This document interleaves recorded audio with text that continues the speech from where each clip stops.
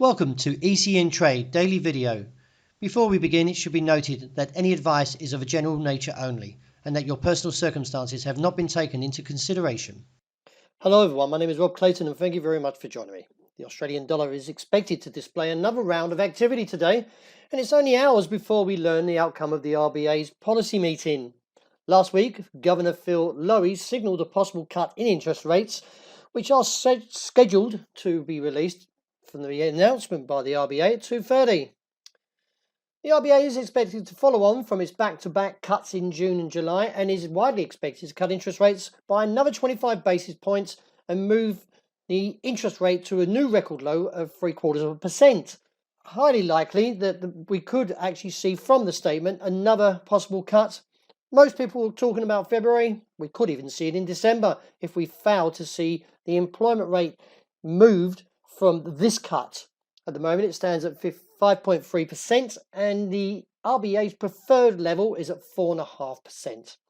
Technically, I'm looking down to 66.80 as a target. Now, do be on your guard that the last three attempts down here was rejected.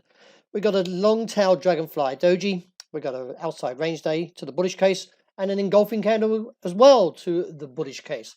So again, we could see any movement towards this region as a rejection area. So do play and tread carefully, should I say, to the downward move. When you look at the dollar index, it runs on different contracts. So at the moment, we're at a 4-week high, which is around 99.08. Or if you look at the latest contract, it's posted a 28-month high of 99.47. This, on the flip side, has pushed the euro lower to 108.84, with the objective still remaining at 108.65. From a technical point, we are still falling and therefore could see further risk to the downside. And as you can see, the market's still very much capped around this level of 110.20.30.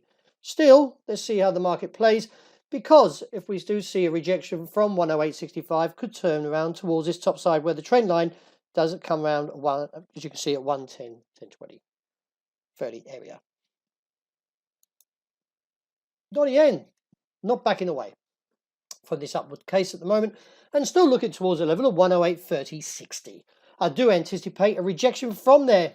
The market bulls aren't as strong since that first candle, and we're just clawing our way towards the top side of the range, which I do expect to say a rejection from 108.30.60, and look to the downside, which comes in now at 107.55 or even towards 106.70, where I've highlighted here, which was rejected.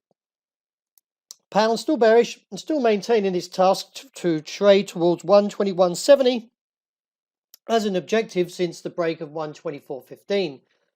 In light of the current Brexit saga that's continuing, there's still no real understanding on where it's going at this present stage.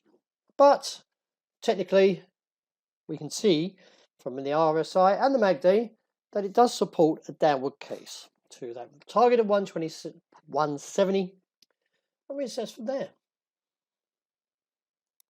Gold takes out the level of 1,478, and from that break now initiates a measured move to it possible from this head and shoulders pattern around 1,420 to 1,435.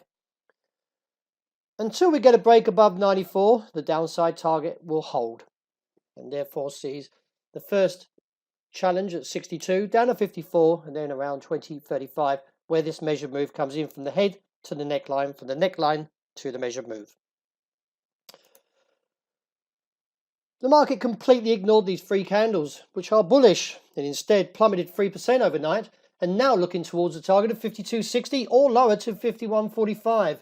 With the risk of the bears continuing to push the market lower as the geopolitical risk eases somewhat. Resistance seen at this stage at 55.35.